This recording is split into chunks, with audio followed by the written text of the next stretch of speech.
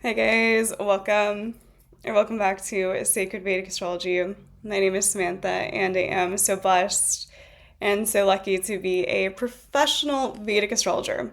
So we have a really fun and also really informative chart analysis to get into. And what we're going to unravel in this video today is what is going to cause some delay or some issues around marriage in the Vedic astrological chart. First, we are looking into what is aspecting the seventh house. All right. Second, we are looking to the seventh house lord and how is the rulership and the dispositor of the seventh house performing, because that is very important in Vedic astrology. All right. Number three is we are looking to the placement of Venus, specifically for a man's chart, because Venus is the karaka, or the indication of the wife in Vedic astrology for the male chart. All right. Usually Jupiter is the karaka for the husband in a woman's chart.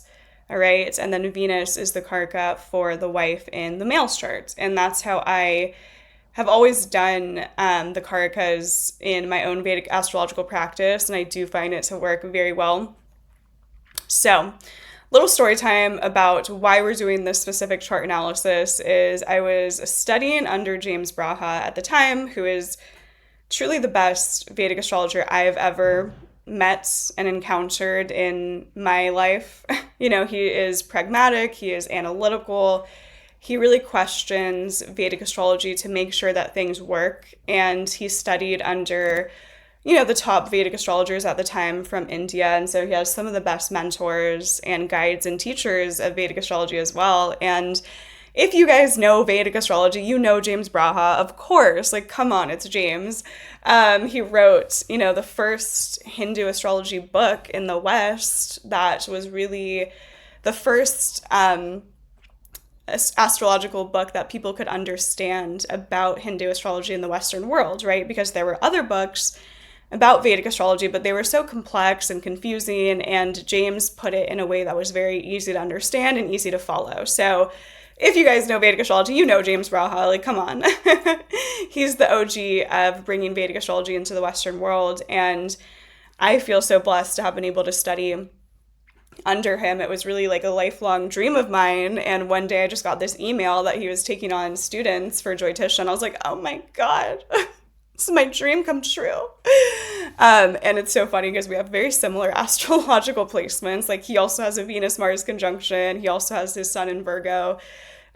So he's my, sort of Joytisha teacher in this lifetime. I've had others that I love and respect so much, but James is just so amazing. So I was studying under James, and he was talking to us about how important it is to not just look to planets in houses, but really to analyze those house dispositors. And he was drilling this idea in our head. And of course, being the Virgo I am, I'm like, well, now I need to go into my own studies and start looking at, all these different charts and analyzing the house dispositors and seeing like what's going on in these charts, right? And so I was looking to see what would cause a lot of afflictions to a chart where someone may have never been married in their, like, let's say mid 40s, late 40s, around that time period. I was very curious. So the name that came to me for whatever reason was Jason Segal. I don't even know, like, am I a fan of his? No. Do I think he's funny? Yes. And it just was the name that came to me for whatever reason, all right? And so I was like, all right, let's look up his birth data. He had an AA Rodin rating, which is like accurate information. And so I was like, okay, like, we can work with this, right? Like, this is going to be some prime birth data. Because he was born at this off time, right? He was born at 21:33. So whenever someone has a birth time that isn't just like 12 o'clock or 12:30, we know that this is an accurate birth time, okay? Because there is like this strange time to it, right? So we know that someone's been tracking it. We always have to question charts when it's at like 12 o'clock or 12:30 and kind of start rectifying them. So that's a whole other topic. But I saw his birth time and I was like, okay, this is an accurate birth time. We have AA Rodin brought in data, and I'm like, okay, we can analyze this chart. We can work with this, right? Let's go. And he's never been married, and he's 45. Okay. So I was pulling up his charts, and James was talking to us about 7th house Lord, 7th house dispositor. Analyze the 7th house Lord. Don't forget about it, right? And so I'm analyzing Jason's 7th house Lord, and I'm like, oh my God. It's in the 12th house. We have Rahu, we have Mars retrograde, we have Jupiter, but Jupiter is not well placed in Leo, And so we have really malefic influence, and it's in the 12th house. Like, we don't want the 7th house Lord in the 12th house, right? Is it going to give metaphysical partners and partners into film, photography, television? Yes, and he's always dated actresses. But it's the 12th house, right? We don't want that 7th house Lord going into the 6th house, 8th house, or 12th house. It's going to cause issues, all right? So I already saw that, and then I saw that his 7th house, although there's no planets, it was greatly afflicted. And then his Venus was also afflicted as well, too. All right? So this is going to show you how deeply complex Vedic astrology is, and how you never want to say, oh, there's no planets in the 7th house. That doesn't mean anything. That does not mean anything, all right? So I'm going to go ahead and pull up his chart, and we're going to get into in-depth analysis, and this is one of my personal favorite charts that I have analyzed myself. So let's get right into it, guys. All right, guys. So let's get started into chart analysis. I'm so excited. I get chills when I look at this. Like, even as a professional Vedic astrologer who knows time and time again how accurate Vedic astrology is of a system, I still get chills, and I still get so excited about Vedic astrology. I'm like, woo, it works, baby. Let's go. You can tell I have a Venus-Mars conjunction. I get lost in my whims of excitement. Okay, so we're going to start analyzing this chart, and let us start with looking at Jason's 7th house. All right, so I thought this was the perfect chart analysis to use because there's no planets sitting here in the 7th, right? And a novice Vedic astrologer or astrologer might look into that and go, oh, there's no planets in the 7th house. That's why he didn't get married. No, that's not it, guys. That's not even close to it, okay? Because having no planets in the 7th house can actually be positive if it had other positive aspects onto it. So we had the moon on the 7th, and the 7th house Lord was pretty well aspected. It would be more positive to actually not have malefics, for example, in the 7th, or have Venus in the 7th, which is too much in the 7th house, okay? Planets don't really do well in the 7th house, and that is despite what we would naturally intuit. We would think Venus is the karaka for relationships. It's going to do well in the 7th house. It doesn't, because Venus is too much energy in the 7th house. Someone is too attracted to people. They can have affairs. They can have, too much attraction in that 7th house, all right? The sun in the 7th is no good either because it's too much energy. It overshadows that 7th house. Someone can get domineering partners. It's too much, okay? So the two planets that actually do well in the 7th or aspecting the 7th is going to be Jupiter and the moon, all right?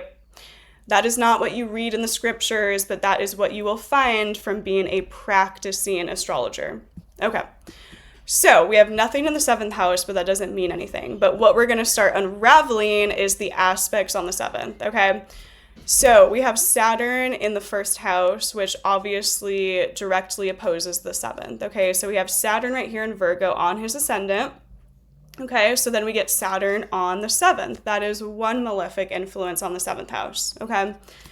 Saturn is probably the worst malefic influence we can get on the 7th in the sense that it will, deny marriage until later. We say delay but not deny with Saturn, and it can cause a lot of issues and restrictions within marriage because Saturn is that karaka or that indication of energy that is more delayed, more blocked, more stagnant.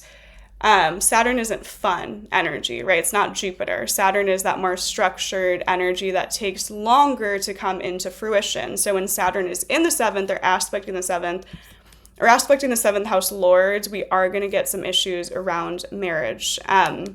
So we have that, right? We have Saturn already aspecting the 7th. There's one. And then we also get Mars aspecting the 7th. So Mars is sitting here in the 12th house, okay? Mars's special aspects are houses that are 4 and 8 over. So watch this. We have Mars in the 12th. Okay. 1, 2, 3, 4, 5, 6, 7, 8. So we get Mars aspect on the 7th, and then we get Saturn's aspect on the 7th. Okay. So do we have planets in the 7th house? No. But do we get 2 malefics already aspecting the 7th? Yes. And that's going to cause issues, guys. That's causing Kuja dosha because Mars is going on to the 7th, okay? If Mars is in the 12th house, we're getting Kuja dosha, all right? Kuja dosha is when Mars goes into certain houses in Vedic astrology and causes issues with marriage, all right? So we get Kuja dosha, then we get 2 malefics on to the 7th. We're already seeing issues unravel. All right. So now let us look to that 7th house lord. So 7th house is Pisces, which means it's getting disposited by Jupiter. All right. So our 7th house dispositor, our 7th house lord, because it's in Pisces, is going to be wherever Jupiter is sitting in the chart. Okay. Jupiter is in Leo, not in its exaltation. You know, Jupiter isn't in its best placement, and it's retrograde. All right, so now our 7th house lord is retrograde. So when a planet is retrograde or the dispositor of a house is retrograde, it becomes a choice if someone wants to do that thing. All right. So our 7th house lord is retrograde, which means marriage becomes a choice. It becomes more passive. A retrograde planet is more passive. Okay. All right, so let's start counting up all the issues that we're having with the 7th house, right? Our 7th house is hit by 2 malefics. Our 7th house lord is retrograde, which means it's more passive, it's slower to come into fruition, it's more of a choice, it's more of this passive, slow-moving energy, okay? Now we have Jupiter next to Rahu, next to Mars. Okay. So now our 7th house lord has 2 malefic energies sitting in it. And not only that, we have it in the 12th house, guys, a Dastana house. Okay. Dastana houses are grief-producing houses in Vedic astrology. Does it always manifest like that? No, but it will cause issues for the energy that it is holding, okay? It's just a fact, guys. It's just the way it goes.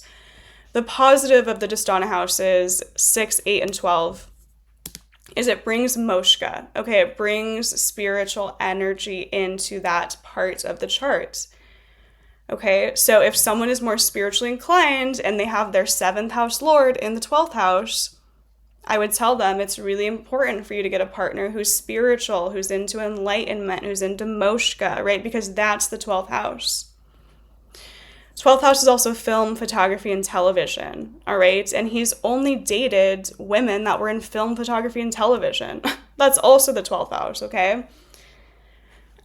So we've already seen those manifestations. But, you know, the 7th house lord being in the 12th house with Rahu, with Mars, Jupiter retrograde, we're having issues, guys, with this 7th house lord, okay? It's in the 12th house. It's not a positive house for the 7th house to get disposited by. Why? Because the 12th house is the spiritual house. It's the other world, right? And the problem when things like the 7th house or let's say the 10th house goes into the 12th house is it's bringing all that weird spiritual metaphysical energy to it, okay? For example, someone has the 10th house lord in the 12th house, which I have in my D9 of Amsha.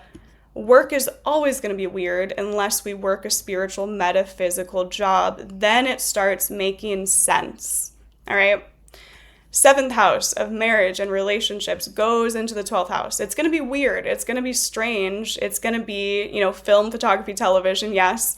But it's also going to be confusing or elusive because it's in the 12th house, right? It's not of the physical world. All right. So that's why, you know, Lord house rulerships can cause issues when they go into the 6th, 8th, or 12th house because that's not the energy of like the physical plane. The 6th house is a little bit I'll talk about that when we get to a 6th house. It's a little bit different, but more so the 8th house and the 12th house will cause just weird energy to that house that's getting disposited by it, because it's more of that Moshka spiritual energy. All right. So we have 2 malefics on the 7th. We have Kujadosha. We have the 7th house going into the 12th house, one of the worst houses that the 7th house can get disposited by. All right. Then we have 2 malefics aspecting our 7th house lord ruler, Jupiter. Then we have our 7th house dispositor retrograde. All right. I mean, it literally gives me chills. Like, when I pulled up this chart, I was like, oh my God, astrology is so beautiful. Like, it's truly just like a flawless system for the most part, when you know how to use it. Okay. So, 7th house lord having Rahu, having Mars, it's going to cause fighting, friction in relationships, in marriage. It's also going to cause, with Rahu there, he'll be attracted to foreigners to some regard. 7th house lord in the 12th house. He'll be attracted to people from different cultures, different beliefs. He'll be attracted to more spiritual relationships. He'll also be more attracted to people in film, photography, and television, because that's also the 12th house. All right. So we're seeing all of those issues already. All right, that's a lot. That is a lot of malefic influence to hold on to someone's 7th house. Best believe it. Okay. Now, let's hop over to his Venus placement, because Venus is very important in the man's chart for unraveling the spouse and the marriage partner. All right. So, oh my goodness. Okay. So we have Venus in Aquarius tightly conjuncting Ketu. Guys, we do not want Venus with Ketu. We don't want that. Okay. Ketu is like a void of the charts. Ketu is like this black void that pulls energy into it, and it's elusive, and it's confusing, and it's strange, and it's drugs, and it's alcohol, and it's magic, and it's spirituality, and it's all these things that aren't going to really necessarily go well with the spouse of the chart, right? Like, that's not all the energy we want. Okay? And then it's in the 6th house, a Dastana house. All right. So, Venus with Ketu, again, he is very drawn to anyone who works in Ketu-like places, right? Film, photography, television, that is Ketu, that is the 12th house. We're seeing this twice. Okay, and he's pretty much, I believe, only dated women that have been in film, photography, and television. That is Ketu, that is Venus conjunct Ketu, that is the 7th house lord in the 12th house of film, photography, and television. Okay, the next thing, Venus with Ketu is giving him strange, illusionary partners. There can be deceit, there can be confusion, there can be lies. The partner can be strange, the partner can be into drugs, alcohol, deceptive, all of those themes with Venus, Ketu in the 6th house. All right. So his Venus is not well placed, guys. His Venus is at 10 degrees. Ketu's at 5 degrees. That's a 5-degree orb of a conjunction with Venus, Ketu, and it's in the 6th house, a Dastana house, not a positive house. All right.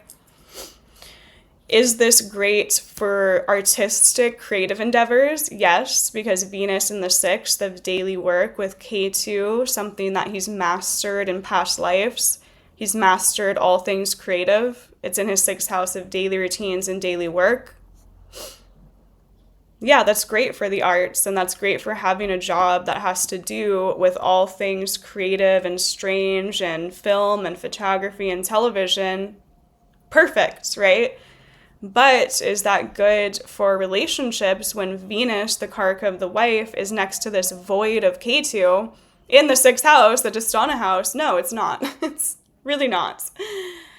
So his Venus is also having a lot of issues as well too.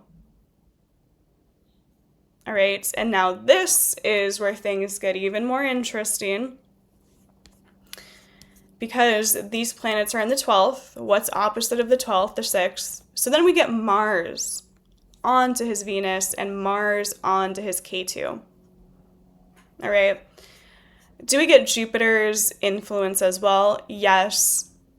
But Jupiter's retrograde, it's not in the strongest sign, and it's in between Rahu and it's in between Mars. So, Jupiter's bringing some benefic influence to that Venus and that not K2, to that Venus, because it's with Rahu, so it's not aspecting K2. Jupiter's bringing some positive influence to all things creative and artistic, yes, but that Mars coming in, and now we have Mars aspecting his Venus as well too. We're getting more of that Mars energy with Venus, which is the karaka for love and relationships, okay? So then we're getting passion, we're getting fighting, we're giving intensity in relationships, and then we already have Kusha dosha, we already have Mars influencing the 7th. Then we also have Saturn influencing the 7th. It's too much, guys. It's too much malefic influence for that Jupiter in the 12th to really bring that much positivity to that Venus, okay? Is it going to bring a little bit? Sure. Yeah, it's going to expand his creativity. It's going to expand his artistic talent. It's going to expand his ability to be an artist. It's going to expand his daily work to be artistic and creative. We have Jupiter on Venus, yes.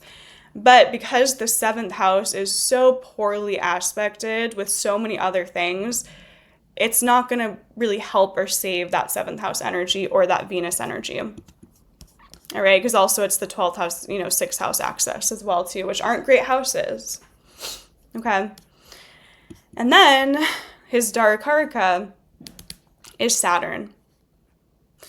Saturn in the 1st, aspecting the 7th, right? So then it's that Saturn energy indicating the spouse, which is giving us energy of, delays or restrictions, can give a partner who's more serious in some way, connects to work, themes of that. So he's definitely attracted, guys, to artists, anyone who's creative, anyone who's in film, photography, television. He's also attracted to sort of spiritual, strange, weird, metaphysical partners, and anyone who's from a different sort of culture can be attractive to him as well, too. All right. And then in his D9 Navamsha, we have the moon in Cancer in the 7th house. Now, what's very, very interesting about this, guys, a few things. One, the moon is in its own sign, yes. So it's a strong moon, and it's in the 7th house of relationships. But it's in the Ashleisha Nakshatra, which is not one of my favorite nakshatras. It does not perform well. And another thing as well, too, and this is what one of my other Vedic astrology teachers, Joni Patri, taught us, is that the moon in its own sign of Cancer, you would think is going to perform well, and she would start doing her astrological practice, and she would say, oh my God, the moon is in its own sign in this house, and it would end up not performing well because the moon is so sort of tumultuous and up and down. It's not really a stable energy, okay? And it's in the Ashleisha Nakshatra, which I find doesn't always produce great results. So we have the moon in the 7th house. Is it in its own sign? Yes. So can he be with famous, well-known partners? Yes, because the moon is the masses. It's in the 7th house of the marriage and relationship. He's only ever dated, again, actresses and well-known people. That's obvious from this chart. It's very, very obvious. But it's Cancer. It's the moon. It's still up and down. It's still confusing, right? The moon in the 7th is going to give a lot of commitment to his partners, even when he shouldn't be so committed. But the moon is that up and down. It's the confusing sort of energy, right? And so I always remember Joni told us, like, when she was analyzing charts, she would think that the moon being exalted or in its own sign would perform so amazingly. And then it just wouldn't. Okay. So that moon in the 7th in the D9 Navamsha in Cancer, it's still not going to be great. It's going to, bring some energy of well-known partners, yes, but it's still causing issues because it's the moon in the 7th, which is ups and downs, too much attachment to the relationships, giving too much of himself, themes of that. All right. And because the D1 is just such a crazy, crazy energy for all of this, it's not really like helping with that D9 Navamsha. So it's not like, oh my God, we get this amazing, beautiful D1, and then we have moon in the 7th. That's just adding to it. It's like, okay, we have to weigh out all the different data that we have, essentially. All right. Now, interestingly enough, and this is very interesting, so we'll see what happens here. Despite all of that, right, Jason does happen to be in the dasha of his Darakarka, or his spouse indicator, right now. So I've seen many, many charts where the person will, find their spouse in the dasha sequence of that Darakarka, which is Saturn. He's in the Saturn dasha. It says he's in a relationship right now with someone.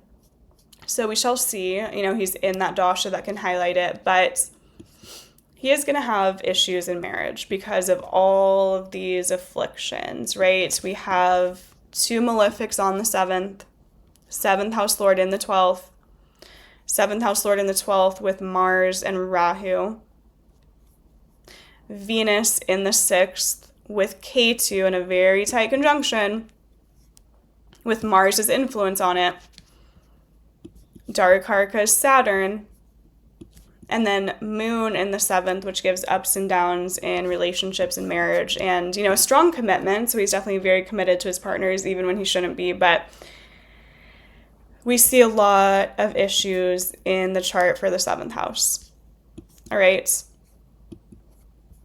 And he's, let's see, his progression, he's 45, and he's never been married, right? So we can see that unfolding and how that has played out in his life. All right. All right, so that was a deep, deep dive into how we are seeing issues with marriage in the charts, right? Again, a novice astrologer would look at this, there's no planets in the 7th house. Guys, that doesn't mean anything. That means nothing in astrology. There's so many videos on, let's say, TikTok astrology or, whatever, where I'll see people talk about if you have no planets in the 7th house, it means this and it means this. It doesn't mean anything because you have to look to the aspects of planets onto it and you have to analyze the 7th house lord to see how that is performing. All right. Saturn on the 7th, Mars on the 7th, 7th house lord with Rahu, Mars, 7th house lord retrograde, Venus with Ketu in a 5-degree conjunction in the 6th house, Adhisthana house. There are issues with marriage and relationships in this chart. Best believe it. All right. All right. So this is how we analyze in Vedic astrology. It's a deeply complex system. It is math, it is science, and it's also a little bit of intuition, right? Most Vedic astrologers, I'll say most because, again, we never want to put things into boxes, but many Vedic astrologers are also very psychic and very intuitive, and so, the intuitive hits help with the practice, but Jyotisha is a science, okay? And when you go to India, Vedic astrologers are very scientific, pragmatic, and mathematical. Okay? All right. I hope you guys enjoyed. I hope you learned something. This was one of my personal favorite charts that I've analyzed. When I pulled it up that one day, I was like, oh my God. Because I'm always still truly shocked by Jyotish and how accurate it is when you are understanding the principles and concepts, which, by the way, takes a while to get there. I would say it took me a good 2 years to actually start understanding Vedic astrology, which sounds, really wild, but it takes a long, long time, and it takes a really good teacher. All right. Sending all the love. Let me know down below what you guys thought of this chart analysis. One of my personal favorites because it is beautiful to see how we can understand someone's karma through astrology. Does it mean that someone can't work within it? No. This is a chart where I would tell someone, get a partner who's spiritual, get a partner who's metaphysical, get a partner who's creative, get a partner who's in the arts. That will help the 7th house energy. All right, because of all that Ketu influence and 7th house lord in the 12th house. So, yeah. All right, sending all the love. We'll talk soon, guys. Bye.